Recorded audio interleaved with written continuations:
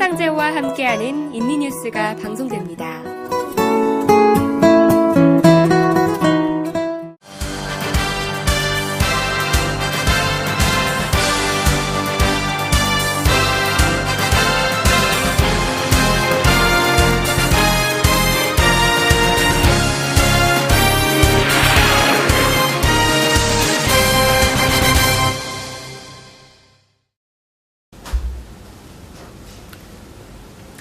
시청자 여러분 안녕하십니까? 인리뉴스의 한상재입니다. 오늘도 다양한 인리 소식을 전달해 드리도록 하겠습니다.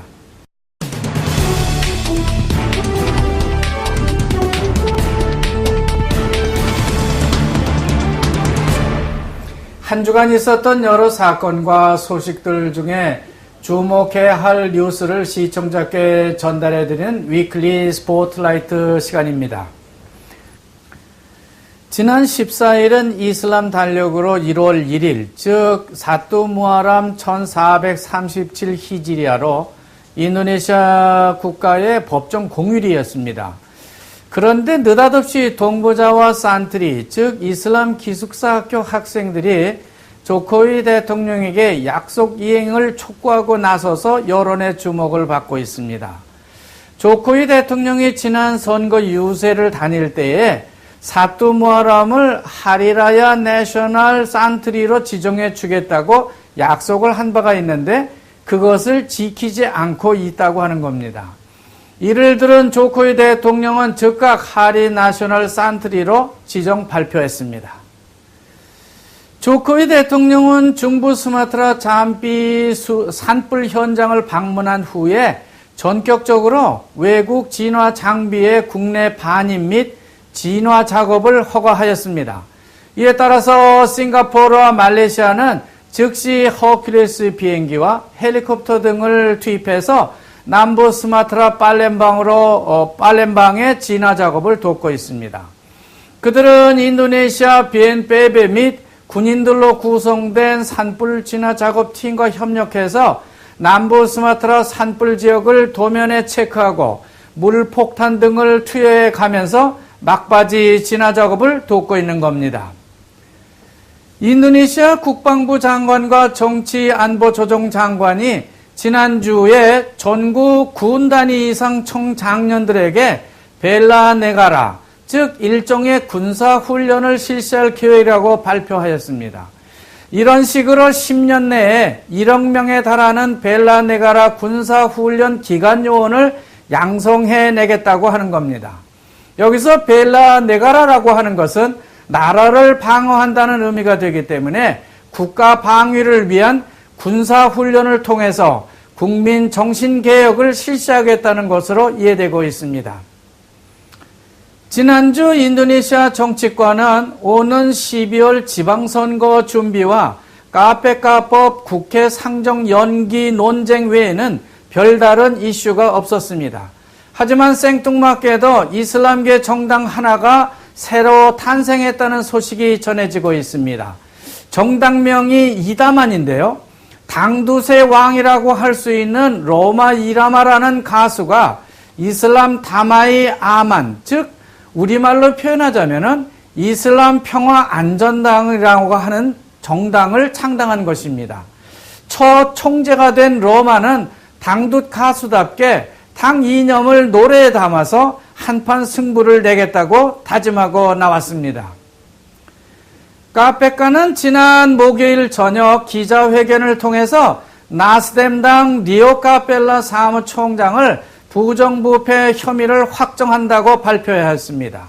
그는 그동안 검찰로부터 정부의 사회사업비 지원금 비리 혐의를 받아오고 있었습니다. 그러나 나스뎀당이 까이하 여당 그룹인데다가 수리오팔로 당 총재의 정부 내 정치적 위상 때문에 그 조사가 미뤄져 왔던 게 사실입니다. 결국 수리오팔로 나스뎀 총재의 입장이 매우 난처해지고 말았습니다. 당 총재만 그런 것은 아니고요. 까이아 연합으로서도 할 말을 잃게 됐습니다. 이제 조코위 정부 들어서 처음 발생한 여당 부정축제 사건인 만큼 조코위 대통령의 코멘트가 어떻게 나올지 그게 주목되고 있습니다. 지난 11일 오후 앙카사 세메스타 항공사 소속 EC-130 민간 헬리콥터 한 대가 승무원 2명과 관광객 3명을 태우고 메단 국제공항으로 돌아가던 중에 통신이 두절됐다고 합니다. 이 비행기는 북부 스마트라 또바 호수와 메단 공항을 오가면서 관광객을 실어 나르는 관광용 헬리콥터라고 합니다. 추락 헬기의 수색은 첫째 날과 둘째 날 모두 허사였는데요. 3일째 되는 날 보니까 또바 호수 안에서 느릿느릿 헤엄치는 듯한 사람 한 명을 구조했는데 그 사람이 바로 추락 헬기에서 떨어진 승객 중 한 사람이었습니다. 그러나 나머지 승무원과 승객 그리고 기체는 아직도 찾는 중에 있습니다. 여기까지 위클리 스포트라이트였는데요. 다음엔 여러 단신들을 모아 정리해드리는 다이내믹 인니 시간이 이어지겠습니다.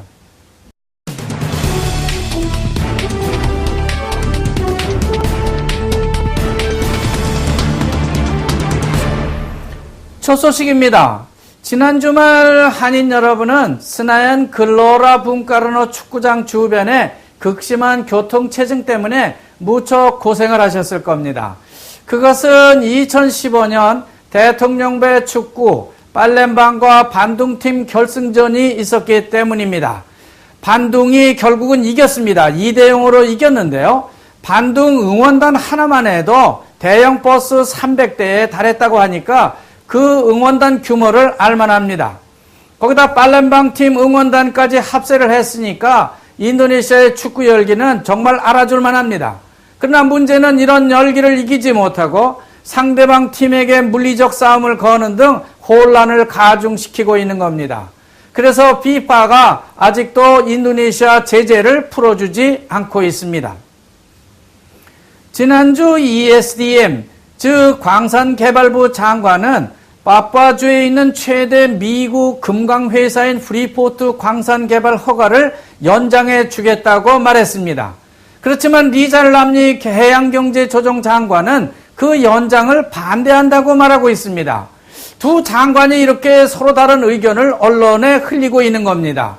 물론 프리포트 문제는 누구라도 쉽게 결정을 내기 어려운 문제의 하나입니다. 제이카 부통령도 이런 점을 잘 알고 있기 때문에 대통령께 문의를 해보고 결정을 하는 것이 좋겠다고 권고하고 있습니다. 문제는 조코이 정부 장관들이 서로 협력은 하지 않고 각기 자기 업무를 처리하고 있다고 하는 것입니다.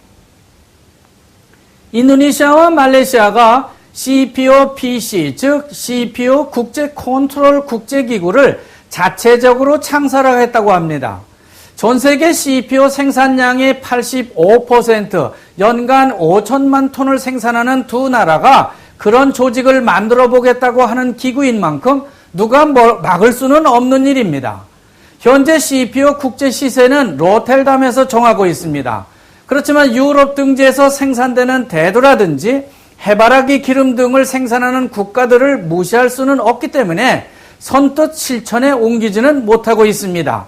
어쨌든 CPOPC가 창설되게 되면은 CPO 생산량 조절은 물론이고 재고 관리, 가격 안정, R&D 등까지 인도네시아, 말레이시아가 통합적 관리를 할 수 있게 될 것 같습니다.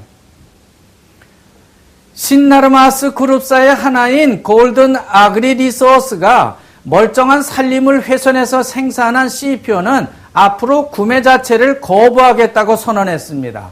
그 양은 무려 20만 톤에 달한다고 합니다. 이런 선언의 배경에는 유럽 국가들이 자리하고 있습니다.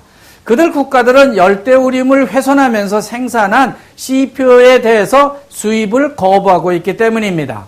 따라서 유럽은 CPO 증서를 요구하고 있습니다. 산림을 훼손하지 않았다는 그런 증서를 내라고 하는 것이죠. 유럽은 CPO 외에도 목재 가공품인데도 VSL가라고 하는 그런 증서를 요구하고 있습니다. 지난 12일이죠. 아침에 아제 싱길군에서 이슬람과 기독교 간 갈등이 심화돼서 한 하카이 교회가 불타버렸고 그 와중에 기독교인 한 명이 죽고 4명이 중상을 입는 그런 종교적 분쟁 사건이 발생했습니다. 매우 중요한 사건입니다. 이 사건을 접한 바드로딘 하이티 경찰총장은 군경 병력을 무장해서 즉시 현장에 투입하고 재발 방지에 주력한 결과 다시 피난 나갔던 바딱인들이 마을로 복귀하고 있는 중입니다. 문제는 이 지역이 이슬람이 주도하는 아제주지만 메단에서 가깝기 때문에 바딱족 기독교인들이 늘어나서 교회가 많이 세워졌기 때문입니다. 이를 시기하는 다수의 아제주 무슬림들이 교회 설립 허가가 없다는 이유를 들어서 소수인 기독교 교회들을 탄압하고 있는 겁니다. 여기까지 다이내믹 인이었습니다. 다음 순서로는 박예지 아나운서의 잘난잘난 인이 시간이 이어지겠습니다.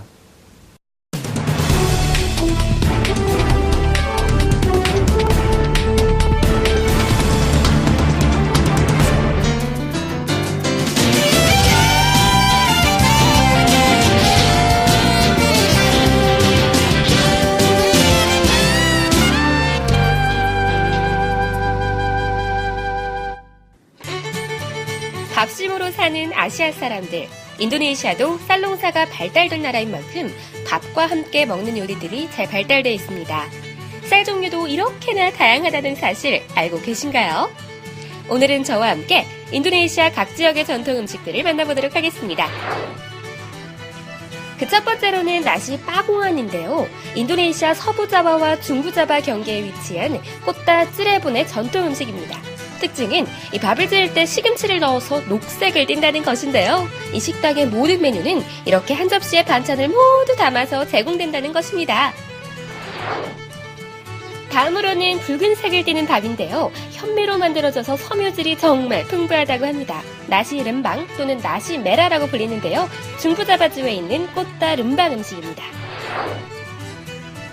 그 다음은 나시 보가나, 중부자바 꽃다 뜨갈 지역의 백반으로 여러 가지 반찬들과 함께 제공됩니다.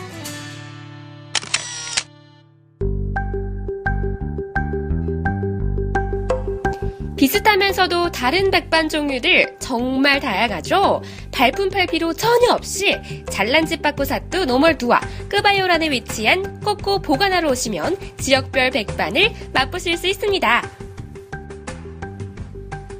아담한 실내 공간에 인테리어는 전통 인도네시아풍 가구들이 배치되어 있고 직원들 또한 인도네시아 전통 옷인 바틱을 입고 열심히 서빙하고 있습니다.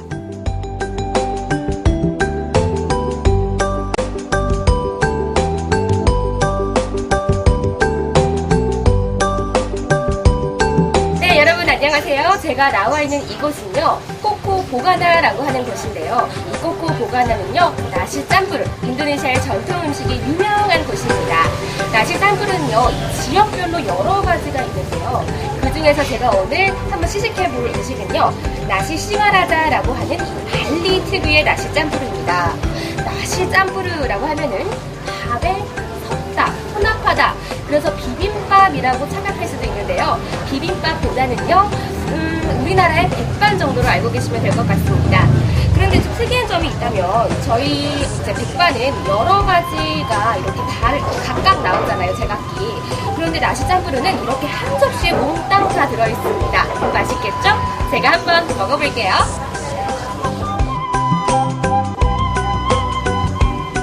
네, 제가 먹어볼 메뉴는요, 나시 싱하라자인데요. 발리 전통밥입니다. 야자과즙과 강황가루를 넣은 이 노란 밥은 보기도 좋고 먹기도 좋네요. 네, 사떼 릴릿이라고 하는데요. 릴릿은 감따란 뜻입니다. 다진 고기를 뭉쳐서 대나무 껍질이나 사탕수수 등에 톨톨 감아서 나오는 메뉴.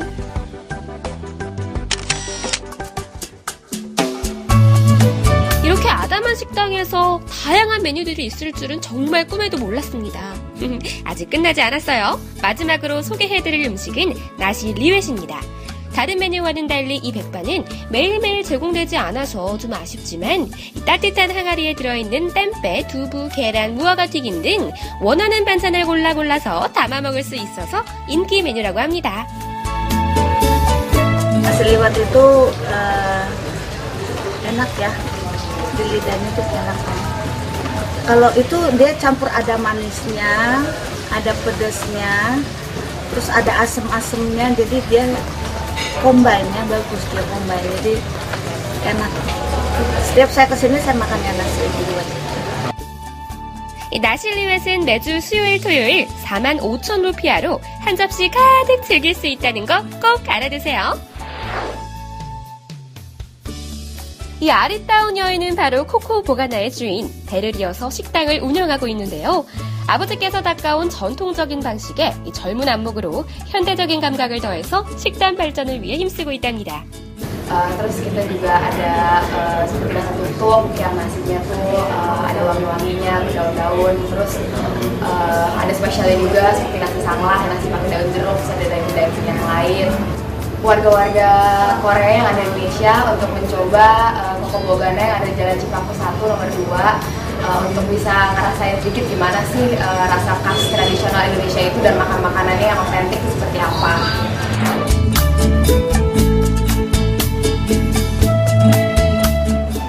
네, 이제 식사를 배부르게 했으니까요. 후식 타임도 가져야겠죠?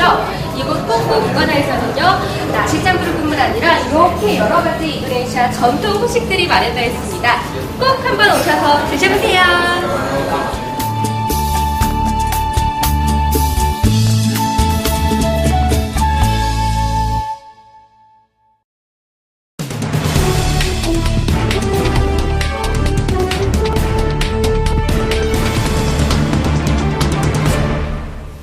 인도네시아 생활에 도움이 되는 정보를 알려드리는 라이프 앤 인포 시간입니다. 벌써 10월 막바지를 지나고 있는 만큼 내년 최저임금을 어떻게 정할지 그 기준을 인도네시아가 협의할 때가 됐습니다. 정부는 현재 노동자 급여 인상을 위한 기준으로 KHL, 즉 적정한 기본 생계비가 얼마 드는지 그것을 기준으로 최저임금을 결정해 오고 있습니다. 그런데 정부가 그 조사 기준을 매년 정할 것이 아니라 5년마다 한 번씩 조사를 해서 최저임금 기준으로 삼겠다고 발표한 것입니다. 그리고 최저임금을 정할 때에 인플레이션율과 경제 성장률을 더해서 가능하면 노동자에게 피해가 가지 않도록 하겠다고 했습니다. 문제는 조코위 대통령도 언제는 최저임금을 막 올려주고 이제는 안 되겠는지 임금 인상에 신중을 기하는 모습이 보이고 있다는 겁니다. 1906년 네덜란드 식민지 시대에 건설을 했다가 1984년에 중단했던 옛날 철도를 다시 연결하겠다고 합니다. 그곳은 반텐주 랑카스비퉁에서 판데글랑을 거쳐서 라부안 해변까지 가는 작은 철도입니다.